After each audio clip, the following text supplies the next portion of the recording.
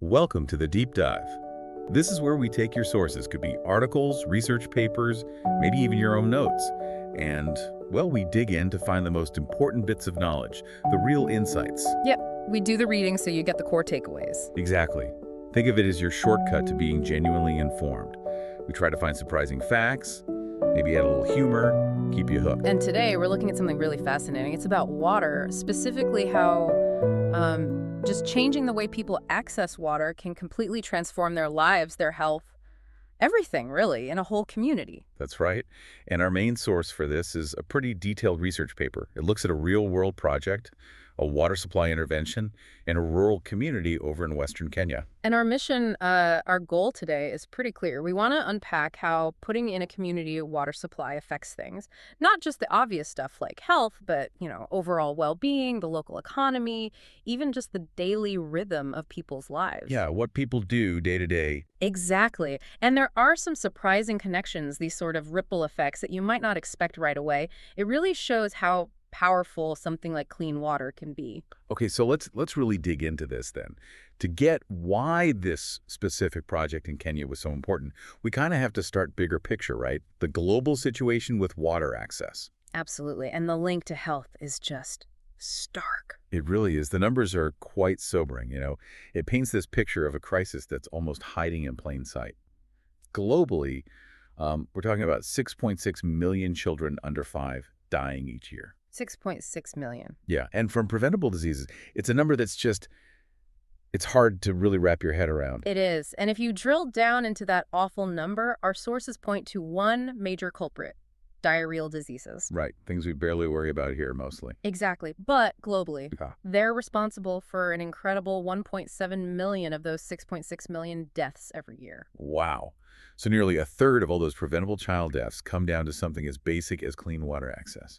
That's the tragic reality. And what's maybe even more shocking, what really shows the scale of this problem: 88% of the world's population still relies on unpiped water sources. 88%. Yeah. Sources that are often just unsafe. Think about, collecting water straight from rivers or ponds or shallow wells that aren't protected instead of having it come through a treated pipe to your home. That's the daily reality for almost 9 out of 10 people on the planet. It is. That really does put it in a harsh light. It's not just a statistic. It's millions of people facing that every single day. So, okay, with that massive global challenge as the backdrop, how does this connect to this specific community in Kenya that our source looks at? Right. So the paper focuses on the Samia district. It's in Western Kenya, quite close to the Ugandan border. Yeah. And the situation there, well, before this project started, it really highlighted these challenges. How so? Well, for starters, many people in this rural area were living on less than a US dollar a day, so extreme poverty. And crucially, a significant chunk of Kenyans overall, maybe 1 in 10, were relying on surface water. Like those ponds and rivers you mentioned. Exactly. Ponds, puddles, rivers, for everything: drinking, cooking, washing. And this is critical context because in Kenya specifically, about 10% of all child deaths are directly linked to diarrheal diseases. Ah, okay. So you see the direct line there, the reliance on unsafe water translating tragically into child mortality. Precisely. It shows you just how vulnerable people were and why an intervention focused on safe water access would be so incredibly important in a place like this. The link between water and life or death is just so direct. Okay, so this is where it gets really interesting because we shift from the problem to, well, a potential solution. Tell us about this specific project they studied, this international water project. Right. It wasn't just talk. It was a concrete, on-the-ground project. They set out to introduce a proper community water supply system. And how did they actually do that? What did it involve? So the core of it, the real tangible change, was installing 18 newly constructed tube wells. Tube wells. Yeah, think of them as deep boreholes drilled way down into the ground to tap into clean underground water sources, aquifers. They bring that cleaner water up to the surface reliably. Okay. And these weren't just placed anywhere. They were strategically located throughout the community, trying to make them easily accessible for as many families as possible. Makes sense. Was it a big undertaking? It was a pretty substantial investment, yeah. The project cost around $250,000, and the funding came from a Japanese foundation. It really shows a serious commitment to making a difference through, well, basic infrastructure. And the changes. Once these wells were in place and working, what did the study find? Were the shifts immediate, Dramatic. Oh, absolutely dramatic. Almost overnight in terms of daily life impact. It's one thing to hear about wells, but the practical changes were huge. Like what? Okay, so distance. Before the project, people were walking, on average, maybe 400 to 500 meters to get water, sometimes much further. Right. That's quite a trek, especially carrying water. Exactly. After the wells went in, that distance was slashed down to just 100 meters on average. Wow. From 500 to 100, that's significant. Huge. And think about the time that saved. People were spending, get this, between 30 and 60 minutes for each trip to collect water. Half an hour to an hour, every single time. Yep. Afterwards, that dropped to just 5 to 15 minutes. That is astonishing. Just imagine getting hours back in your week. Hours. It's hard to overstate it, really. That reclaimed time is massive. And it wasn't just about time and distance, right? It's about the kind of water people were using. Precisely. That's maybe the most fascinating part, how quickly habits just fundamentally changed. Before the wells, 47% of households were using pond, puddle, or river water for drinking. Nearly half, using those unsafe surface sources we talked about. Yes. After the wells were installed, an incredible 97.4% shifted to using the new clean tube wells. Huge swing. Almost everyone switched. Almost everyone. And it wasn't just about which source, but also how much. The study found household water consumption went up by about 10%. Oh, interesting. So they used more water overall. Yeah, from around 82, 90 liters per household up to maybe 99, 106 liters, which suggests, not just better access, but better availability. People felt secure enough to use water for more than just the absolute basics. Okay, so we've got less travel time, way less effort, a massive shift to cleaner water sources, and even increased water use. What did all this add up to? Let's get into the really big impacts. Health, well-being. This is where it gets powerful. This really is the core aha moment, especially for public health. And the data makes it incredibly clear. What did it show? A truly significant drop in diarrheal disease among young children under 5. Before the wells, 14% of those kids had suffered from diarrhea in the previous 2 weeks. 14%. That's roughly 1 in 7 kids being sick. Yes. Post-intervention. After the wells were in place, that number plummeted to just 2%. 2%. Down from 14. Down from 14. That's an 85% reduction. It's remarkable. That's incredible. That's not just a statistic. That's saved lives, isn't it? Healthier kids, less burden on families. Absolutely. It shows just how effective simply stopping exposure to the pathogens in dirty water can be.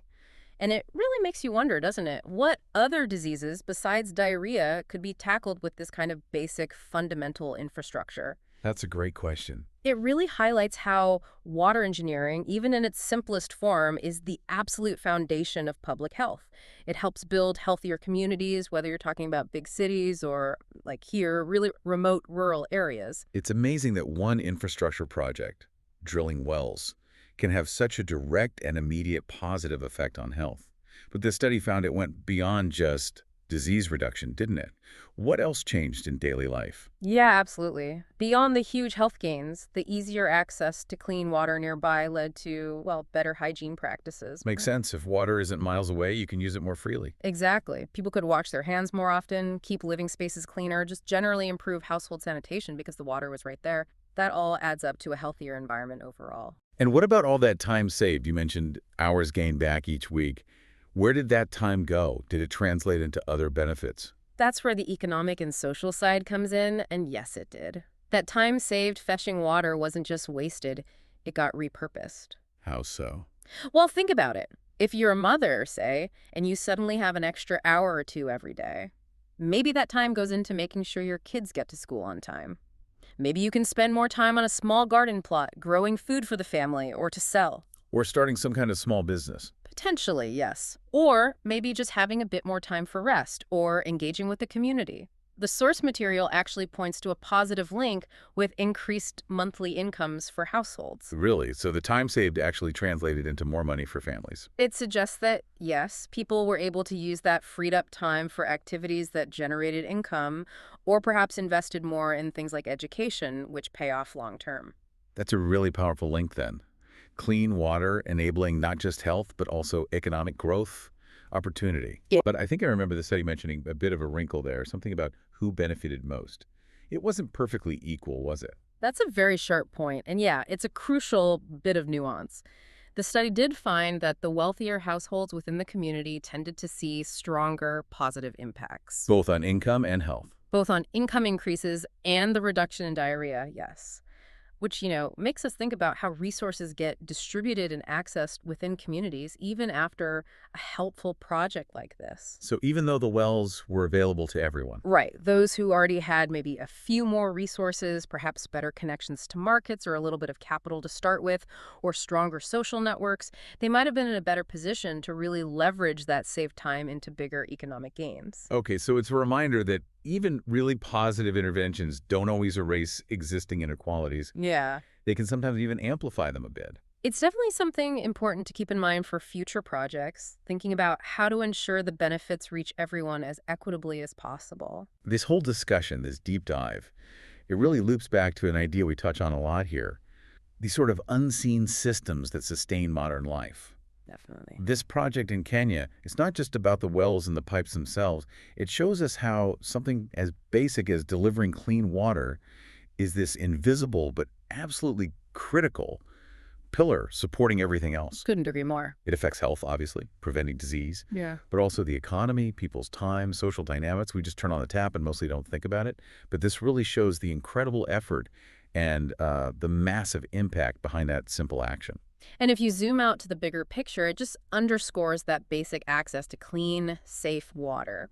It's not just about convenience, is it? It's a powerful catalyst. It drives community well-being, economic development, and fundamentally, it protects human life. It literally changes the future for a community. It really does. Opens up possibilities that just weren't there before. So maybe here's a final thought for you, for everyone listening. Given how huge the positive impact was here, from what seems like a relatively simple engineering fix, drilling wells, installing pumps. Yeah, basic infrastructure. Right. How might really understanding that impact change how we think about global development priorities? What other seemingly small-scale fundamental infrastructure changes could unleash these massive cascading benefits across societies worldwide, affecting health, economy, education, everything, in ways we might not even fully anticipate? That's a great question to ponder. So that's our deep dive into how a community water supply project can genuinely transform lives, building a foundation for a healthier and more prosperous future. We really hope this gives you a new appreciation for those complex systems And sometimes the surprisingly simple solutions. that are working every time you get clean water. Thank you for joining us on this exploration. We hope you'll think a bit more about those unseen systems all around you and the power of what might seem basic.